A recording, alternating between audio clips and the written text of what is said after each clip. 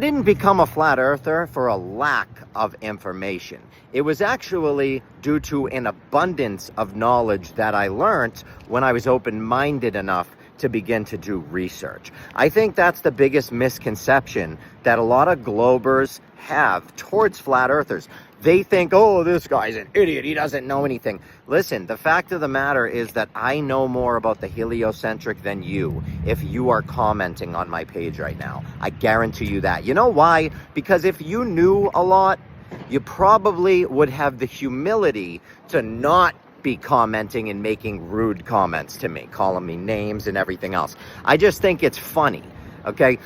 I don't believe in the flat earth because I heard about it on TikTok. I believe in it because I've spent years researching it. I've spent years, I've read so many books. I've done so many experiments. I have bought so many different pieces of equipment. Nikon P950s, Nikon P1000s. I just bought a Nexstar Celestron 8SE. I already had a Nexstar Celestron 5SE, and I just upgraded because I am learning. I am willing to learn. I want to learn. That's the only way you learn, if you're open-minded and if you're willing to actually learn. So, you know, the more you learn, like I said, the more you realize we're not on a spinning ball. It's insane. We couldn't possibly be on a spinning ball. All the ancient cultures knew that we weren't on a spinning ball. The North Star being in the same position every night proves that we're not on a spinning ball. I have like I said, a telescope pointing at the North Star. And it's been pointing at the North Star now for over 5 months, and it hasn't moved at all.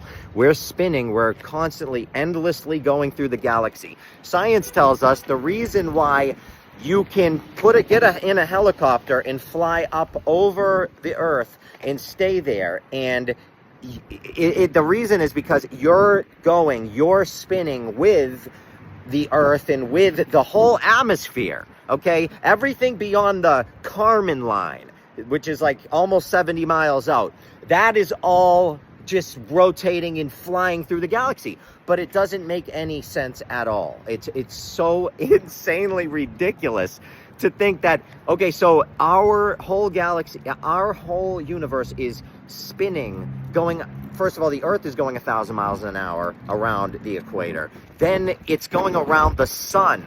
The Earth is going around the sun 66,700 miles an hour. But then all of that stuff, the Earth, the sun, the moon, all the planets, everything is shooting through the Milky Way galaxy, never to return, just going straight through the Milky Way galaxy, 500,000+ miles an hour, never to return to the same spot.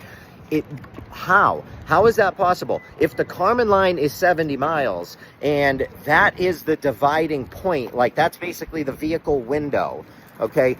How did they get to the moon? Like, how did they get to the moon and then make it back? The Earth would have been really far away. Not to mention that, if the moon is within the Kármán line, then how is the Kármán line 66 miles or 70 miles, however long it is? It just makes no sense. Start doing the research, okay? Learn like what the heliocentric model is. Learn when did the pole star get discovered, who it got discovered by, and then realize wait a minute, how are they discovering a North Star? Like, people were looking up for thousands and thousands of years. The Egyptians were drawing all of the signs, all of the zodiac signs on cave and pyramid walls for thousands of years. How are people discovering? Wait a minute, it's not so much a discovery, it's when they wanted to start to shape the minds of the people, the citizens.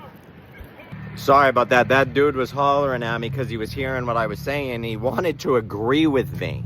All right, now people are waking up every day, man. That's all I got. I love you all. This is my opinion. If you want more, go to my website.